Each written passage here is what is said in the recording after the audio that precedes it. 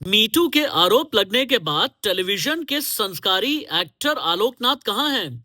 दिल्ली में, मुंबई में कहां हैं? उनके बारे में कुछ पता क्यों नहीं चल रहा? सालों से किसी भी तरह की पब्लिक अपीयरेंस नजर ही नहीं आती। आलोकनाथ के बारे में आप भी जानना चाहेंगे ना, जो अक्सर ही फिल्मों में नजर आते थे एक संस्कारी ससुर के तौर पर या बड़े भाई के तौर पर, पिता के किरदार में। वो आलोकनाथ कहां हैं? वीडियो को अंत तक देखिएगा, स्किप बिल्कुल मत कीजिएगा।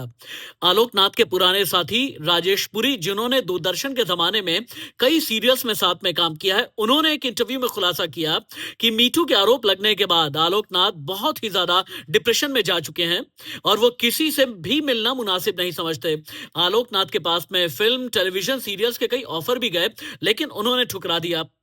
राजेश पुरी से जब ये पूछा गया कि क्या वाकई में आलोकनाथ पर मीटू के जो आरोप लगे वो सच हैं, तो राजेश पुरी का ये कहना है कि बिना आग के धुआं नहीं होता, लेकिन इतना सच है कि जब कभी भी शराब पी लेते थे आलोकनाथ तो बहुत ज्यादा वायलेंट हो जाते थे। बहुत बार लोगों से ऊंची ऊंची आवाज में बात करते थे कि सामने वाला डर जाए।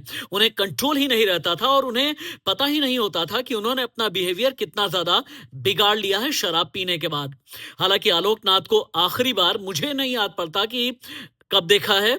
पब्लिक अपीयरेंस उनकी बिल्कुल ना के बराबर हो रही। राजेश का ये कहना है कि बहुत बार जब आलोकनाथ से बात करने की कोशिश की, मिलने की कोशिश की, तो कोई ना कोई बहाना बना करके वो टाल जाते हैं। हालांकि जब मीटू का आरोप लगा तो अपने आप को बहुत हैरेस्ड फील कर रहे थे आलोक, और उन्होंने एक गुरुजी की शरण में जाना बेहतर समझा।